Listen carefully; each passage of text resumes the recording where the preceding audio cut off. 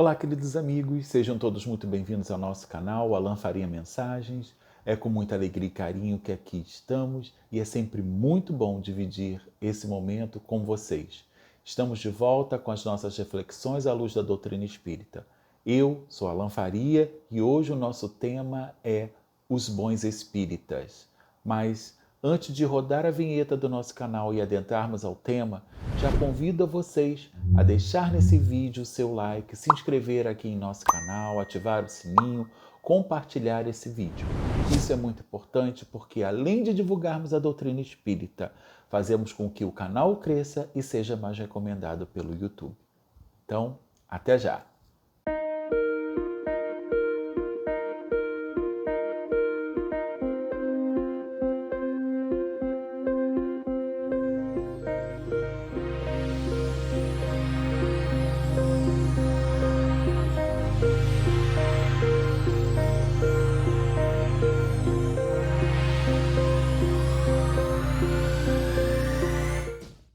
Então, queridos irmãos, hoje o nosso estudo é intitulado Os Bons Espíritas.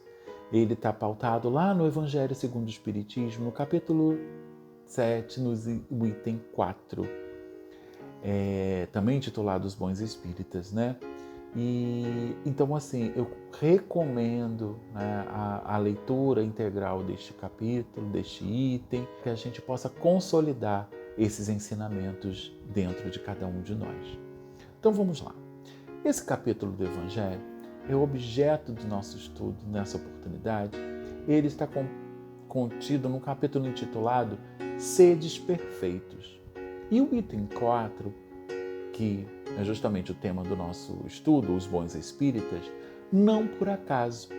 Ele vem logo após um outro estudo fundamental para todos nós que nos dizemos espíritas, que é o conceito ou aquilo que a doutrina espírita entende como o homem de bem. Então tem todos aqueles 19 preceitos que são colocados nesse capítulo, mas que a gente pode resumir numa única frase: que o verdadeiro homem de bem é o que cumpre a lei de justiça, de amor e de caridade na sua maior pureza. Então daí a gente ressaltar a importância da gente ler esse capítulo mais uma vez, para que esses ensinamentos vão se consolidando em nós. Então, conseguimos entender, né, por que esses dois temas de suma importância foram colocados um após o outro. Não tem como sermos bons espíritas se já não estamos no propósito de sermos verdadeiros homens de bem. Pois, segundo a espiritualidade superior, reconhece o verdadeiro espírita pela sua transformação moral e pelos esforços que emprega para domar suas más inclinações. Por isso, Kardec afirmar que o verdadeiro espírita e o verdadeiro cristão são, na verdade, a mesma coisa. Então, o espírita aqui, o verdadeiro espírita, segundo essa concepção de Kardec, é o sinônimo de verdadeiro cristão. Não tem como sermos verdadeiro espírita se não formos os verdadeiros cristãos. E não tem como ser verdadeiro cristão se nós não formos verdadeiramente espíritas. O espiritismo não cria uma nova moral, mas o que ele nos permite? Ele facilita aos homens a compreensão e a prática da moral do Cristo, ao dar uma fé sólida, esclarecida àqueles que duvidavam ou que vacilavam na sua própria fé. Assim, meus irmãos, nesses dois itens, encontramos o resumo da proposta espírita, que é, em verdade, a transformação moral do indivíduo, que passa necessariamente pelo conhecimento de si mesmo, que nos dará condições de cumprir a lei de justiça, de amor e de caridade. Então, neste sentido, inevitável se faz um questionamento sincero que todos nós devemos nos fazer. Então, vamos neste momento interrogar a nossa própria consciência sobre os nossos próprios atos. Fizemos todo o bem que podíamos nas diferentes situações que a vida nos apresenta? Desperdiçamos uma ocasião de sermos úteis? Praticamos o mal? Alguém teria alguma queixa a fazer contra nós? Estamos ou não violando as leis divinas? De acordo com as respostas que damos a essas perguntas, saberemos se já podemos ser considerados homens de bem ou não. Se podemos nos considerar bons espíritas ou não. Se já podemos ser reconhecidos como bons cristãos ou não. Olha que interessante. Se o nosso objetivo é ser um bom espírita, é ser um bom cristão, mas se a gente não está fazendo esse exercício, né, de fazer tudo o bem que é possível, se estamos desperdiçando uma oportunidade de sermos bons, se estamos praticando o mal, se as pessoas têm do que se queixar de nós, se violamos as leis divinas, nós automaticamente ainda não alcançamos essa condição. Outro indício bastante forte e que indica que ainda estamos muito longe, né, de sermos esse homem de bem, esse bom espírita, é quando nós voltamos o nosso olhar para a sociedade, para o mundo em que vivemos. Com o que estamos nos deparando? Com a violência, corrupção, miséria, guerras, tristeza, a dor, sofrimentos, preconceitos, extremismos, discriminação. É isso que a gente ainda vê, a gente ainda encontra? É isso que a gente encontra ainda no seio da nossa sociedade? A sociedade que aí está é um reflexo nosso. Ela é a imagem de cada um de nós. Costumo dizer que mundo melhor requer pessoas melhores. Mas o que nós estamos fazendo para contribuir com a mudança dessa realidade triste? Qual a nossa contribuição dentro deste processo? Daí a importância da nossa mudança, da nossa transformação, de buscar uma sintonia mais elevada, de uma vibração mais positiva e salutar. Por isso que a doutrina espírita fala tanto de reforma íntima. Lá na questão 919 do Livro dos Espíritos, Kardec pergunta: qual o meio mais eficaz para nos melhorarmos nesta vida e resistirmos às solicitações do mal? E a espiritualidade superior responde: um sábio da antiguidade vos disse: conhece-te a ti mesmo. Quando a gente faz o exercício de olhar para dentro, buscando identificar em nós aquilo que precisa ser melhorado, onde nós ainda estamos vacilando, onde estamos deixando a desejar, quais são os vícios que ainda nutrimos.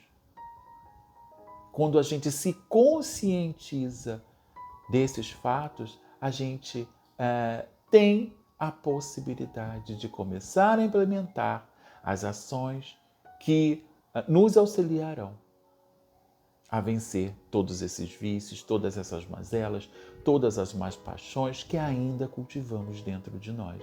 Então, por isso esta recomendação de conhecer a ti mesmo, de olhar para dentro, buscar fazer essa reforma e essa transformação, porque é ela que vai dar. Depois que a gente conhece como a gente se encontra dentro desses aspectos, é que a gente pode entender, isso já não cabe mais.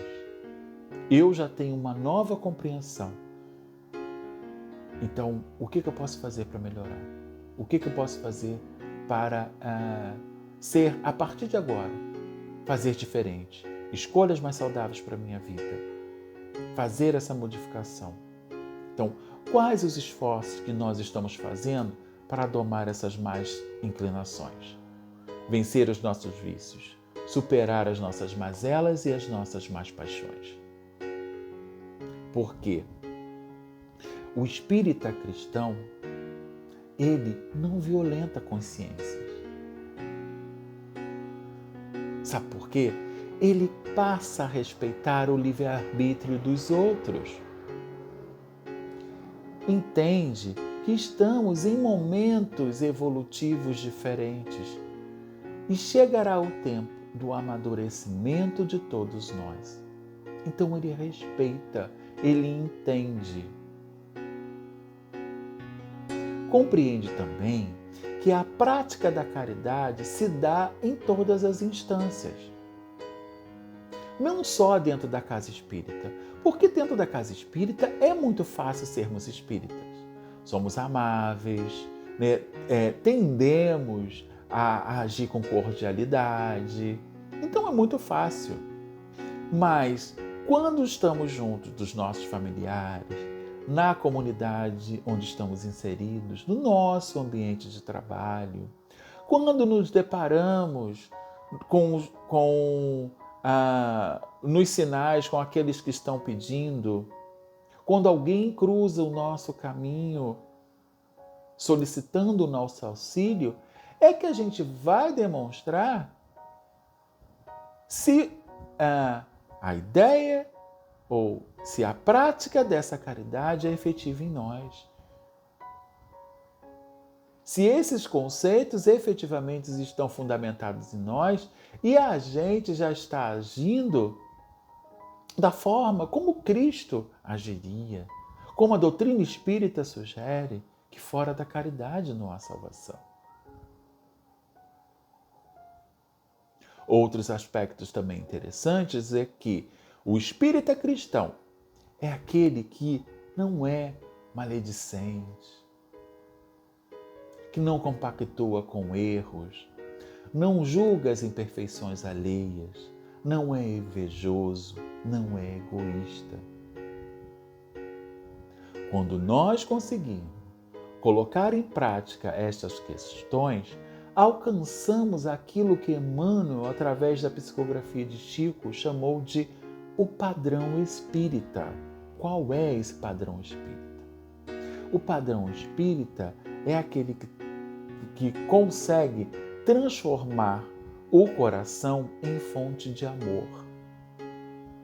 Aquele que consegue converter o cérebro em fulcro de pensamentos nobres.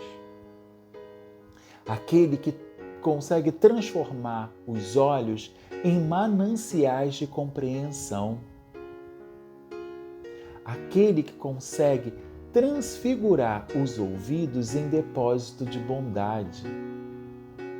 Aquele que já consegue selecionar as palavras que serão ditas, pronunciadas, que serão direcionadas ao outro. Aquele que consegue consagrar as mãos ao serviço do bem. Então, olha que interessante, meus irmãos. Aqueles que já está utilizando os recursos, os talentos de que é dotado, da consciência ou da transformação que consegue já realizar e colocar todo esse manancial, todos esses talentos, todas essas potencialidades a serviço do bem. Usa todos os seus sentidos a fim de identificar o quê? Aquilo que eleva, aquilo que edifica, aquilo que transforma, aquilo que pacifica, aquilo que cura, aquilo que auxilia, aquilo que ampara. Daí ser fonte de amor. E quem é fonte de amor não tem tempo para nutrir pensamentos infelizes, tristes, depressivos. Então, vive em constante sintonia com as vibrações mais altas. O seu olhar só consegue identificar o quê? Mananciais de compreensão. O que Emmanuel está querendo dizer com isso? Aquele que entende, que perdoa, que sabe que também erra e que também vai precisar do perdão, que também vai precisar de compreensão e por isso oferta o seu perdão, a sua compreensão. Os ouvidos só são abertos para aquilo, meus irmãos, que edificam. Então, assim, se não vai fazer bem, se não está direcionado para elevar, para elogiar ou para ressaltar a qualidade de alguém, a gente deve esquecer. Não podemos mais perder o nosso tempo dando os ouvidos à maledicência, às fofocas, a coisas ruins. Porque tem aqueles que estão tão acostumados a identificar e a olhar o mal que só conseguem enxergar isso nos seus dias. Então, por mais que as bênçãos recaiam dos céus a seu favor, tem sempre algo a reclamar, tem sempre um defeito a apontar. E de tanta reclamação, de tanto defeito, de tanta coisa ruim, a sua vida se transforma em algo ruim, porque ele não consegue identificar nada de bom. E aí, se você não consegue identificar nada de bom, quais são os tipos de palavras que você vai direcionar para o outro? De que forma ou quais são as energias que serão colocadas nessas palavras? Será que são aquelas que edificam, que elogiam, que transformam, que ajudam? Bom, e aí é uma outra reflexão. Como a gente vai trabalhar no bem se a gente não consegue enxergar o bem? Como a gente vai doar aquilo que é bom se não estamos bem? Se não estamos cuidando de nós mesmos, se não estamos percebendo aquilo que precisamos transformar em nós. Então, é muito interessante quando a gente faz esse exercício. A gente busca identificar essas questões e entender aí a importância do autoconhecimento, né? Olha para dentro de nós e percebe, nossa, eu ainda estou deixando a desejar com relação a esse aspecto, com relação àqueles outros pontos. E aí a gente começa a fazer um exercício de transformação, de melhora. E esse olhar vai também nos ajudar, esse olhar para dentro também vai nos ajudar a identificar aquilo que a gente já tem de bom, quais são as virtudes que nós já cultivamos em nós.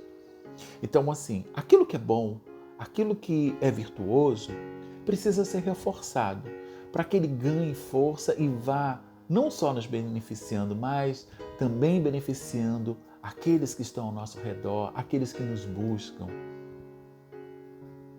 Para que a gente não se distancie dessas virtudes. Mas quando a gente identifica um vício, quando a gente identifica um erro, os equívocos, ou quando algo que precisa ser melhorado em nós, aí a gente precisa arregaçar as mangas e começar a fazer o exercício de aprimoramento, de aparar as arestas, de se melhorar, de se transformar. Mas a gente só consegue fazer isso quando a gente olha, né? Deixa de daquelas síndromes, né? Que às vezes nos bate, que é assim, eu nasci assim, vou morrer assim, ou pau que nasce torto nunca se endireita. Não tem umas máximas dessas que a gente acaba repetindo, sem nem pensar ou refletir exatamente no que elas estão trazendo para nós, no que elas efetivamente significam? Quando assim nos posicionamos, estamos dizendo assim, eu sou dessa forma, sou intransigente, não estou aberto à mudança. E aí, nenhuma lição, nenhum exemplo, nada será capaz de nos transformar, porque a gente se fechou dentro de uma ideia equivocada que nos limita. Percebemos a importância de olhar para dentro para fazer essa identificação? Para a gente enxergar, eu não posso mais estar arraigado a essas crenças limitantes, porque além de não deixar com que eu me melhore, eu vou continuar pecando no sentido de não respeitar o outro, não entender o outro, não perdoar o outro, porque eu mesmo não me respeito, eu mesmo não me perdoo. Daí essa importância. Então Kardec, lá na Gênesis, no capítulo 15, o item 28, ele fala assim: os sinceros adeptos do Espiritismo não são os que se sentem tocados pela observação de fenômenos extraordinários. Porque tem aqueles que só estão buscando os fenômenos. Querem saber a sorte, querem perceber o que a espiritualidade pode falar, pode trazer e que seja interessante. Mas esses não são os verdadeiros espíritas. Continua Kardec. Mas os que dele recebem a consolação para as suas almas. Ou seja, aqueles que aproveitam as mensagens consoladoras, as instruções que a espiritualidade nos traz para consolar as nossas próprias almas, para curar a si mesmo, para se transformar. Continua Kardec. Os a quem liberta das torturas da dúvida, daqueles que se aproveitam dessas mensagens para se livrar das dúvidas, que vai fortalecendo em nós a nossa fé, que vai nos dando a convicção de que esta fé racional faz o sentido e começa a modificar a nossa visão com relação a Deus e a sua justiça divina que não falha. Aqueles a quem levantou o ânimo na aflição.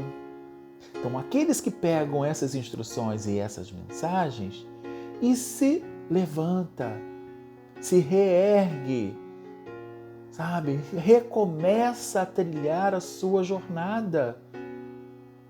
Aqueles que auriram forças na certeza que lhes trouxe acerca do futuro, no conhecimento do seu ser espiritual e de seus destinos. Aqueles que se pautam nessas mensagens e extraem daí as forças necessárias que lhe darão a certeza de que um futuro vindouro, melhor, está sendo preparado para cada um de nós. Que precisamos buscar o entendimento de que somos um ser espiritual e que o nosso destino é a felicidade. Continua Kardec. Esses os de fé inabalável, porque sentem e compreendem. Não basta só compreender, precisamos sentir, precisamos vivenciar. Primeiro vem o entendimento. E este entendimento precisa ser colocado em prática no nosso dia a dia.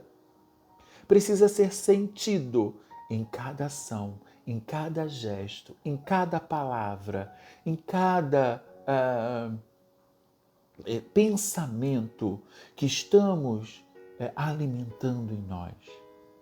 E aí começa a fazer a diferença. Os que no Espiritismo unicamente procuram efeitos materiais não lhe podem compreender a força moral. Olha que interessante. Os que no Espiritismo unicamente procuram efeitos materiais não lhe compreendem a força moral. Se detém nos efeitos físicos e, como não sentem, não conseguem se transformar, não se melhoram moralmente.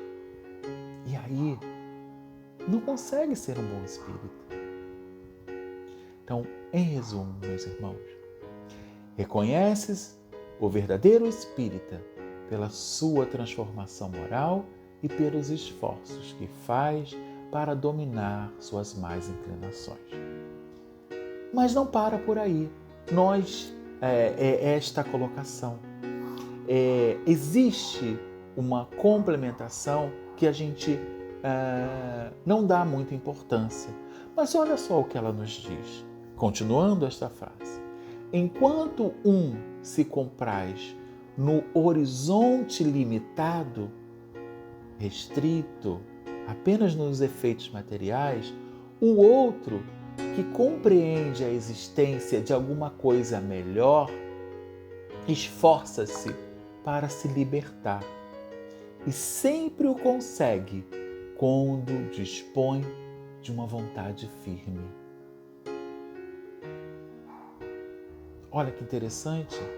O bom espírita, portanto, é aquele que não se contenta nunca com o horizonte em que se encontra, com a sua zona de conforto, pois já entendeu que há sempre alguma coisa para a gente descobrir, há sempre uma nova conquista a fazer, há sempre um novo caminho para desbravar, no infinito da criação divina, na imensidão da misericórdia do Pai, de amor, de justiça.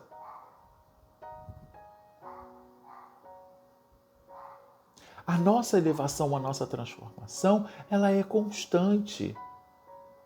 Mas se a gente acha que já aprendeu tudo, se a gente acha que já está tudo certo, a gente não consegue sair do lugar. A gente estaciona e aí é o grande erro. Já sou médium há 30 anos. Pratico, já participo dos grupos mediúnicos de desobsessão. Mas se a gente não estuda, a gente estaciona e é muito fácil se perder. Percebemos? Há sempre algo a fazer. Hoje a tecnologia, as novas formas de comunicação estão aqui ampliando e trazendo muito mais conteúdo, muito mais informação.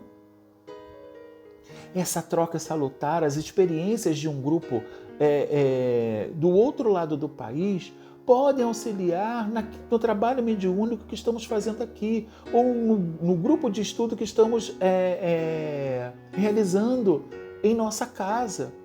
Mas se a gente se fecha, se a gente entende que nós somos os detetores de uma verdade, a gente se equivoca.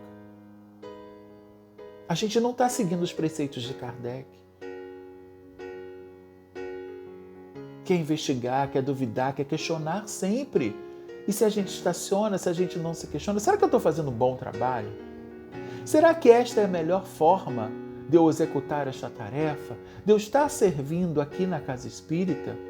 É isso que faz com que a gente saia dessa zona de conforto, que saia desse comodismo, que por muitas vezes a gente se debruça achando que já estamos fazendo muito.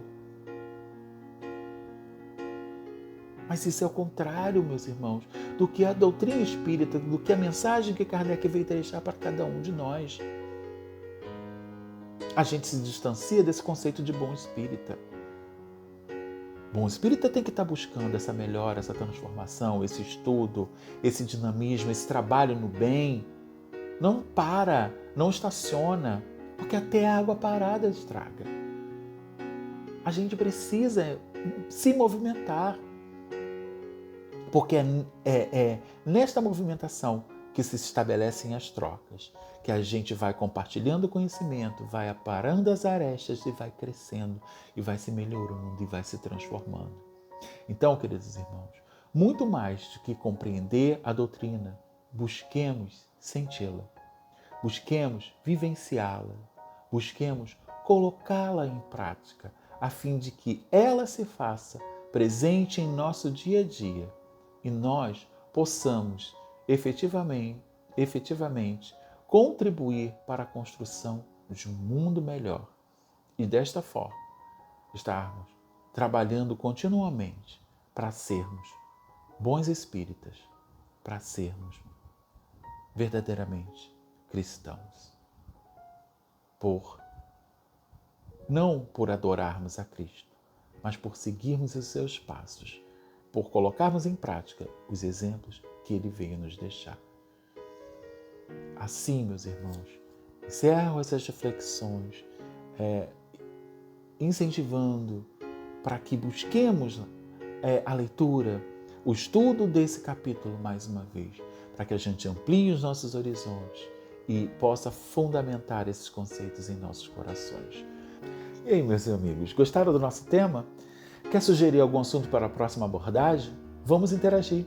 Deixe sua opinião aqui nos comentários, vamos trocar informações, aprofundar no assunto, pois é dessa forma com que conseguimos internalizar a mensagem e deixamos com que ela faça a diferença e seja útil em nossas vidas.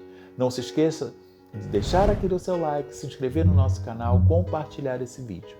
Assim fazemos com que o bem chegue a outros corações, que o canal cresça e possa ser mais recomendado pelo YouTube.